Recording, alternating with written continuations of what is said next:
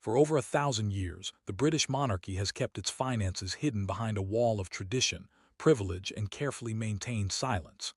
Kings and queens have accumulated land, art, castles, and wealth on a scale most governments can barely comprehend.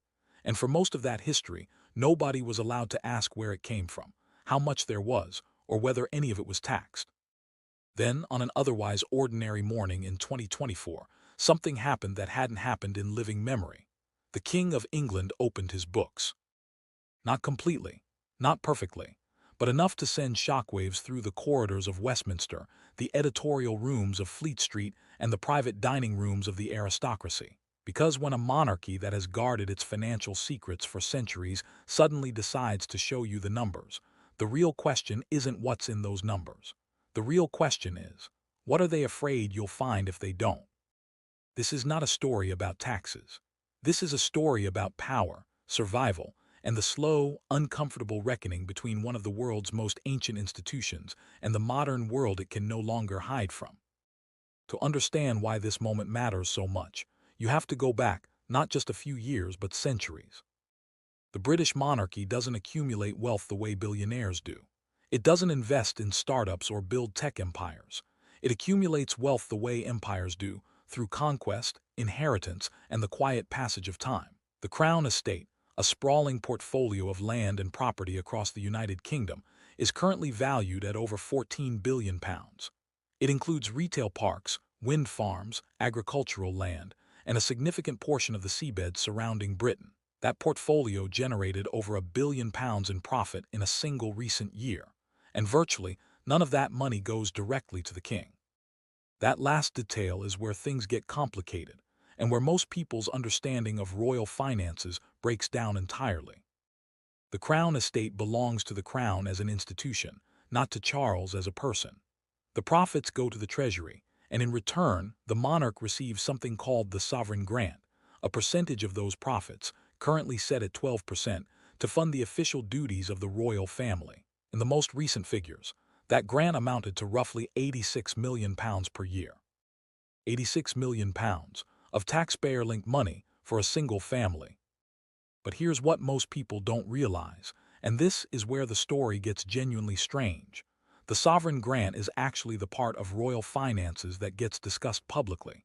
It's the visible layer. Beneath it lies something far older, far larger, and far less examined. The Duchy of Cornwall, the Duchy of Lancaster, two ancient feudal estates that predate the modern concept of taxation by hundreds of years, and which have operated, for most of their existence, in a financial twilight zone that no government auditor was ever truly invited into. The Duchy of Lancaster is a private estate held by the sovereign, meaning it now belongs to King Charles personally, generating income that flows directly to him rather than through official channels.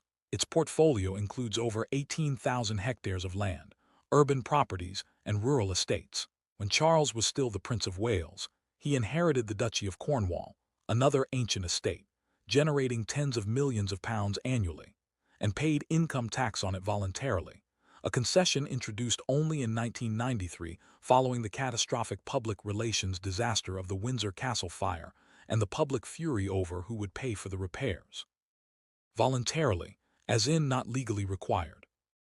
This is the detail that has quietly outraged constitutional scholars, tax campaigners, and ordinary citizens for decades. The monarch and senior royals have no legal obligation to pay income tax, capital gains tax, or inheritance tax in the same way that every other person in the United Kingdom does. They pay what they choose to pay, when they choose to pay it, based on agreements that are renegotiated with governments that are, by definition, reluctant to pick a fight with the crown. And for years, for generations, this arrangement existed in a comfortable silence. The monarchy didn't flaunt it. The government didn't challenge it. The press occasionally raised an eyebrow, and then a royal baby was born or a jubilee was celebrated, and the question quietly dissolved back into the wallpaper of British national life. Then came the modern era, and with it the end of comfortable silence. Three forces converged to make the old secrecy untenable, and understanding all three is essential to understanding why Charles made the decision he did. The first force was the Republic, not a political party, a campaign group, formerly called Republic, which has been agitating for the abolition of the monarchy for decades, but which gained significant new momentum in the years following the death of Queen Elizabeth II. With a new king came a new opportunity to ask old questions, and Republic began filing Freedom of Information requests, publishing detailed analyses of royal financial arrangements, and generating the kind of sustained media attention that is almost impossible to ignore. Their central argument was precise and difficult to counter. A family receiving public funds should be subject to the same financial transparency as any other public institution. The second force was international. Across Europe, monarchies were quietly updating their financial transparency arrangements. The Dutch royal house published detailed annual reports. The Swedish royal court made financial disclosures that went far beyond anything Buckingham Palace had ever voluntarily offered. Even smaller royal households in places like Belgium and Norway were operating with levels of openness that made the British approach look increasingly medieval, which, in fairness, is precisely what it was. The third force was the most powerful and the most personal. It was called the panorama effect. In the years before and after the Queen's death, a series of journalistic investigations, from the BBC's Panorama to the Sunday Times Rich List to international outlets emboldened by the Pandora Papers, began constructing a detailed picture of royal wealth that the palace had never officially confirmed or denied. The Pandora Papers themselves, a leak of nearly 12 million financial documents from offshore service providers published in 2021, revealed that the Duchy of Cornwall had invested in a Cayman Islands fund. The disclosure was explosive not because of what it proved, but because of what it implied, that the financial arrangements of the British monarchy were complex enough to require the kind of structures typically associated with wealth that prefers not to be examined. The palace denied wrongdoing. The explanation offered was that the investment had been inherited rather than initiated, and that it had since been divested. But the damage was not legal, it was reputational. And reputation, for an institution whose entire legitimacy rests on public affection and trust, is everything. Charles understood this. He had watched his mother navigate decades of public life with extraordinary skill, but he had also watched the institution nearly collapse in the years following Princess Diana's death, when the gap between the palace's public image and its private behavior became too wide for even the most loyal supporters to ignore. He had spent his own decades as Prince of Wales quietly repositioning himself, championing environmental causes, engaging with communities, attempting to project an image of a monarchy that was relevant and responsible rather than remote and entitled. Revealing his tax arrangements was not a spontaneous act of generosity. It was a strategic decision, made under pressure, designed to get ahead of a story that was going to be told about him whether he participated or not.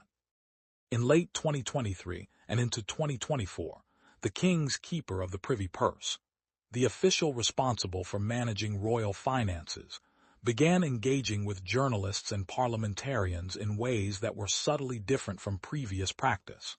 Information that had previously required persistent freedom of information battles began to be offered more readily. The palace published more detailed breakdowns of how the sovereign grant was spent, and crucially, the Duchy of Lancaster's accounts, while never fully public in the way that a FTSE-listed companies would be, were made available in a form that allowed independent analysis for the first time. What those numbers showed was fascinating and deliberately incomplete. The Duchy of Lancaster generates approximately £24 million per year in revenue. The king pays income tax on those earnings at the standard rate, as part of the voluntary arrangement established in 1993. But the capital value of the duchy, the land, the properties, the assets accumulated over 7 centuries, is not subject to capital gains tax, and would not be subject to inheritance tax when passed to the next sovereign. On paper, the estate is worth hundreds of millions of pounds. On paper, the untaxed generational transfer of that wealth represents one of the largest inheritance tax exemptions in the history of the United Kingdom. And yet, because it is a duchy and not a private estate in the conventional sense, the legal basis for exempting it from standard taxation has always been technically defensible, if morally uncomfortable. The reaction to the partial disclosure split along entirely predictable lines, and the predictability is itself revealing.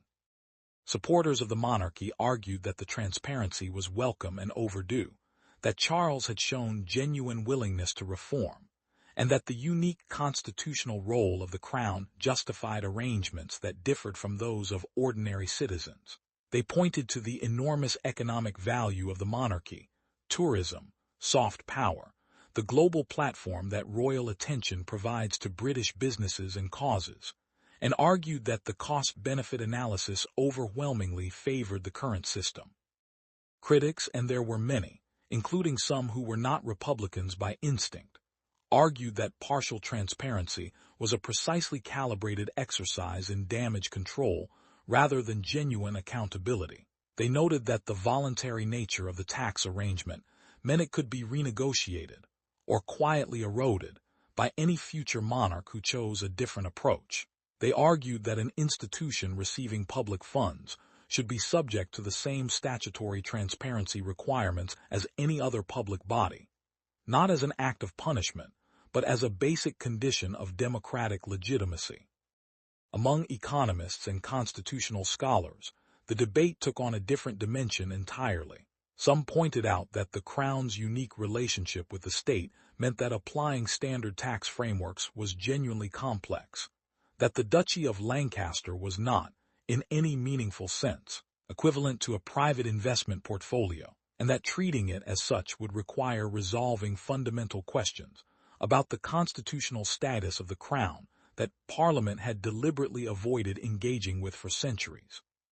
Others pointed out that this constitutional complexity was precisely the problem, that the monarchy's financial arrangements had been deliberately designed to be too complicated and too historically entangled to be easily reformed, and that this complexity served the institution's interests rather than the public's. The public reaction was more nuanced than the headlines suggested.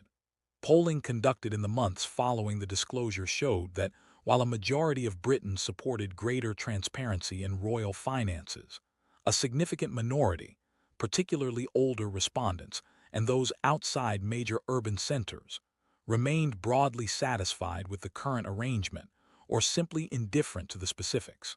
The monarchy's approval ratings, while lower than in the Queen's final years, remained positive overall. But a closer reading of the data revealed something that palace strategists would have found genuinely concerning. Among younger Britons, those under 40, support for the monarchy had declined sharply over the previous decade, and attitudes toward royal finances were particularly skeptical in this group. These were people who had grown up during a housing crisis, who were paying 40% income tax on earnings that bought them a fraction of what their parents' generation had purchased, and who were watching a family pay voluntary tax on an estate whose capital value was exempt from the rules that governed every other form of inherited wealth in the country. For this generation, the disclosure wasn't reassuring. It was clarifying. It confirmed what they had suspected, that the system was different for some people, and that the difference was enormous, and that the explanation for the difference was essentially historical rather than rational. The implications extend far beyond the monarchy itself, which is perhaps the most important thing to understand about this moment. Britain is currently engaged in an increasingly contentious national conversation about wealth inequality, inheritance, and the distribution of assets across generations. The government has floated reforms to inheritance tax and capital gains tax that would affect millions of ordinary families. In this context, the existence of a family whose estate is exempt from these rules, not because of any active malfeasance, but simply because the law has never been updated to include them, becomes politically combustible in a way that it simply wasn't 20 years ago. There is also the question of precedent. Charles's decision to offer greater transparency, however partial, has created an expectation that cannot easily be walked back. Future monarchs will be measured against the standard he has set. And if public expectations of transparency continue to rise, as they almost certainly will, the voluntary nature of the current arrangement will face growing pressure to be replaced by something statutory, something permanent, something that doesn't depend on the good intentions of whoever happens to be wearing the crown. Which brings us back to the question we started with.